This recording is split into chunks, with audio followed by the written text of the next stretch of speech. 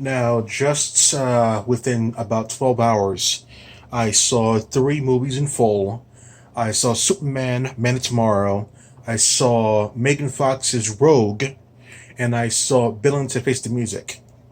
And guess which one was the worst one out of those three?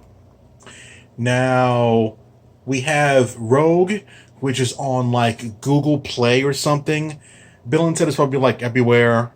And then we have Man of Tomorrow, which is probably on HBO Max or DCU Universe or something like that. But it didn't matter what I saw in what order.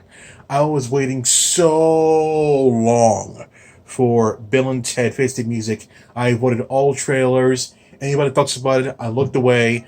I wanted to be fully surprised and fully immersed with no preconceptions. I just wanted to go into it nice and natural. And I did. I avoided pretty much fucking everything. And all I knew was the girls were in it. That's all I really knew. I didn't know about Rupert's daughter or anything like that or anything. I didn't know about that. I don't know if she's in the trailer. I really don't know. But the movie was singing to me something really badly. But it's not really good. Superman and Tomorrow was so fucking good. I mean, like, holy shit!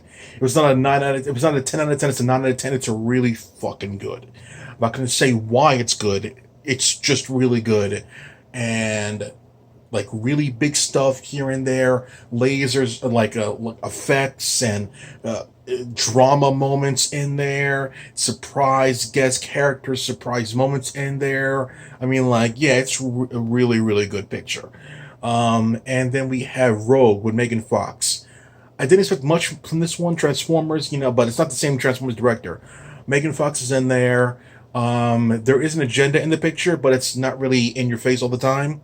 But I gotta say, with this movie, I never, and I, horror movies nowadays don't do a damn thing for me. When it comes to like jump scares and shit like that, it never does anything for me. Because the director, for some reason, lowers the music to a mute, making you think something's gonna happen, and then it doesn't happen. And then seconds later, something happens. Really obvious stuff. They don't do that in this movie. This is not a horror movie. This is a more or less, it's a war movie with horror elements in there. And I literally take it surprise because it's not a horror movie. And you see those jump scares come in there and it's out of nowhere and it looks good. It's visceral. You see all the freaking, the pain in their face and the blood splattering everywhere. And like, you see everything. No off-screen nonsense like that. None of that stuff. You see all the gory details of death right then and there. Like a good payoff. You like it's a bad jump scare, and you don't even see it, and or it's like too dark or something. It's like always bad. But in this movie, you see everything perfectly well. Even though the monster's like obviously CG, that's not the point. You see the pain. Oh my god, it looks good. So I'm like, yeah. And then Bill and Ted, they were wasting time talking about stuff that we knew they were going to go to anyway.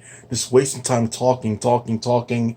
And you get rehashes of the first movie when they go to the future and the same wacky clothes and like the same beats as the characters are in there. The same jokes are in there. They do the same time traveling to get historians again. And it's like, oh, it's one of those movies. Nothing really adding to it. Cobra Kai adds things to the lore of it. That's really cool. But in Bill and Ted Face the Music, it doesn't happen that way. Yeah, unfortunately. So, it doesn't really. It has like Cobra Kai has elements of the first movie, like small elements, like nods. But like it's not really about the past movie. It's about continuing from that movie, which is really cool. But Bill and Ted, it might as well have been Bill and Ted 3 were out of ideas.